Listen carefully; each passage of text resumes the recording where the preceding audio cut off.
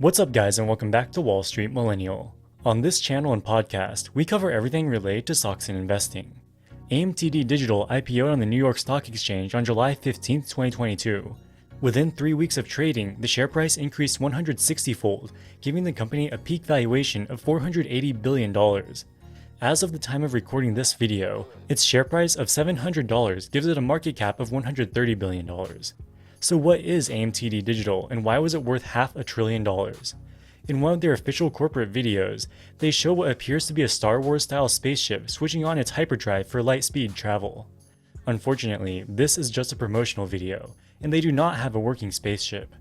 AMTD Digital is an amalgamation of digital services, including a digital bank, digital insurance platforms, and a handful of investments in early-stage technology startups.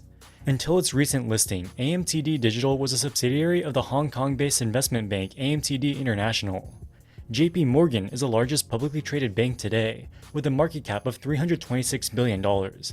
At the peak just a few days ago, AMTD Digital was far more valuable than even JP Morgan.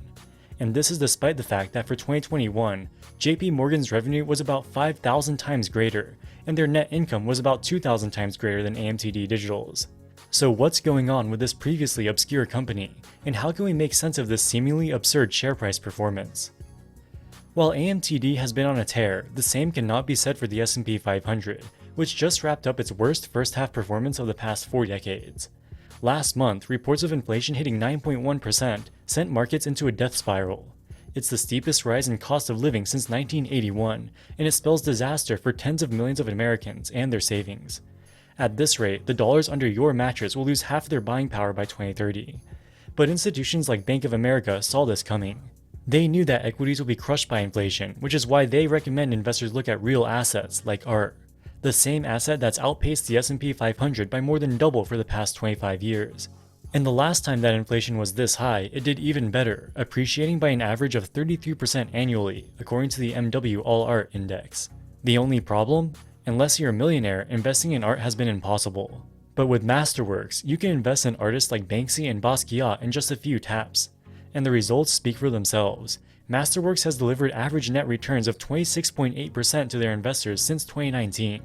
With inflation on the rise, demand for Masterworks is through the roof, and there's even a wait list to invest. But you can skip it just by going to the link in the description below. And now back to the video. To understand AMTD Digital, we must first start with its former parent company AMTD International. AMTD International is a small but undeniably impressive investment bank located in the financial metropolis of Hong Kong. AMTD International was founded by its current CEO, Calvin Choi. Choi was previously a superstar investment banker at UBS. Among other things, investment banks help companies list their shares on stock exchanges through initial public offerings. This can be a very lucrative business, as large IPOs carry large underwriting fees. Since its founding in 2015, AMTD International has landed multiple high-profile deals. In 2018, they were hired by the Chinese smartphone giant Xiaomi to organize their $23 billion IPO on the Hong Kong Stock Exchange. It was very impressive for AMTD International to land such a big deal when they were only 3 years old at the time. Most of the large investment banks were founded decades, if not centuries ago. Their main selling points is their deep expertise that they gained from so many years of experience. If you're a manufacturing or oil refining company, it makes sense to go with one of the old school investment banks for your IPO, because they've been doing deals in these industries for decades. But if you're a cutting-edge technology startup, the old school investment bankers might not understand your business model and won't be of much use to you. AMTD International saw this as an opportunity. Their main selling point was that they were a young, tech-savvy investment bank. They developed their so-called SpiderNet ecosystem. This ecosystem helped their clients to connect with fintech and other technology companies to help them thrive in the digital age. In 2021, the number of Chinese companies IPOing on the US stock exchanges surged to record highs, driven by favorable market conditions and sky-high technology valuations. AMTD International was a major beneficiary of this, as they advised many of these Chinese tech startups on their New York IPOs. In 2021, AMTD International's investment banking revenue increased 60% to 600 million Hong Kong dollars, or about 75 million US dollars. Everything was going well, but perhaps they were going too well. In the summer of 2020, AMTD International helped a Chinese crypto mining company called eBang to list on the Nasdaq. It has since lost 90% of its value. In April of 2021, the short-selling firm Hindenburg Research put out a short report calling the company a near-total fraud. Short sellers calling new crypto stocks frauds is nothing noteworthy. But what makes this interesting is that Hindenburg also implicated AMTD. Hindenburg claims that eBank used its IPO proceeds to lend money to an entity controlled by AMTD. So what does this mean, and why is it potentially concerning? When a company does an IPO, they're supposed to invest in the business for future growth. The company will then become more valuable, and the new shareholders will receive a return on their investment. In the case of eBank, they were a Bitcoin mining company. Investors gave them money to invest in new Bitcoin mining technology. Let's say that AMTD meets up with a bunch of prospective investors to sell them on the upcoming IPO of this innovative new crypto company eBank. These investors buy eBank shares thinking they'll use this money to invest in new Bitcoin mining gear. But instead, eBank lends this money to AMTD at interest rates between 4 and 7%, which may be below market rates. So instead of investing in eBank like they thought, the eBank shareholders are indirectly investing in AMTD's debt, which has a completely different risk and return profile. At least this is what Hindenburg is suggesting. If true, it could constitute securities fraud because investors didn't get what they signed up for. According to Hindenburg, AMTD had a similar arrangement with another Chinese company that they took public called Molecular Data. Molecular Data's share price has fallen by 99% since the IPO. The Hindenburg allegations, as well as an industry-wide decrease in Chinese IPOs, caused AMTD International's share price to decline by almost 90% by July of 2022. While that situation was looking dire for the company, they had one final card in their hands, and that was AMTD Digital. In addition to their core investment banking operations, AMTD also created a number of digital businesses, which they called AMTD Digital. They have four main business segments: digital financial services, digital media, the SpiderNet ecosystem, and an investment arm which buys stakes in Asian technology startups. Their digital financial services segment includes an online bank, which is registered in Hong Kong. AMTD is separately applying for a banking license in Singapore.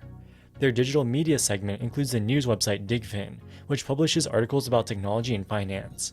They've also made investments in emerging startups, including Day Day Cook, a website geared towards food lovers in Asia. They spun this collection of businesses off into a separate publicly listed company called AMTD Digital. Despite the young age of the company, they were already posting impressive financials. From 2019 through 2021, their revenue increased more than tenfold from $2 million to $25 million. They also reported a net profit margin of 88%, which is extremely good. Most hypergrowth startups are losing money. So what made AMTD Digital special?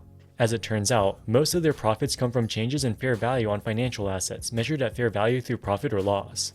This line item has steadily increased in recent years. For the 10 months ended February 28, 2022, this made up almost 70% of their net profit. So what are these fair value changes, and why have they been so lucrative for AMTD Digital?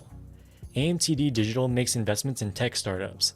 If the value of their investment portfolio increases, they recognize a profit on their income statement and vice versa. For publicly traded investments, this calculation is easy. You just have to look at the share price to calculate your gain or loss for the relevant account period.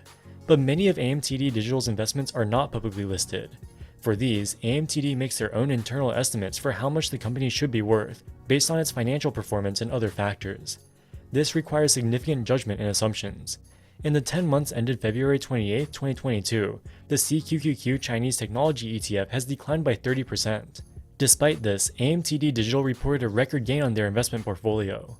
This makes their fair value estimates questionable at best. So we have a company that generates $25 million of revenue in the prior year, and most of its profits come from highly uncertain fair value estimates. Clearly, the $480 billion peak valuation is absurd. So how did this happen? One reason might be their highly promotional investor relations material. Their corporate video shows CGI renderings of planets in outer space, an astronaut with an AMTD branded helmet, and a Star Wars spaceship. This might give the impression that AMTD Digital is a high-tech company with groundbreaking technology, but they don't have any groundbreaking technology. Their DigFin news outlet is just a normal news website. There are thousands of digital banks in the world, and there's nothing particularly special about their Airstar bank. So what can possibly make this company worth $500 billion? When AMTD Digital IPO'd, they issued 6.4 million new shares. This represents about 8.5% of the total shares outstanding. The remaining shares are owned by the AMTD Idea Group parent company or other related entities. When the free float is only a small fraction of the total share count, a small increase in buying pressure can catalyze a large increase in share price. Another possibility is that investors were trying to buy shares in chipmaker AMD, but mistakenly bought AMTD instead given the resemblance in their names. Something similar happened at the beginning of the pandemic with a penny stock called Zoom Technologies. People confused it with the video conferencing company Zoom Communications and pumped the share price up 20-fold before it eventually went to zero. Retail investors noticed the unusual price action. AMTD briefly became the most mentioned stock on Wall Street bets, with sentiment being overwhelmingly positive. With many comparing it to be the next GameStop, Wall Street bets users started piling into both AMTD Digital and AMTD Idea Group, sending both of their share prices soaring. Regardless of what catalyzed the rise in AMTD's share price, in the long run, stocks always return to their fundamental value. In this case, that fundamental value is probably 95 to 99% lower than the current share price. Alright guys, that wraps it up for this video. What do you think about AMTD Digital? Let us know in the comments section below. Also, don't forget to sign up for our daily business and finance email newsletter at wallstreetmillennial.com/newsletter. As always, thank you so much for watching and we'll see you in the next one. Wall Street Millennial, signing out.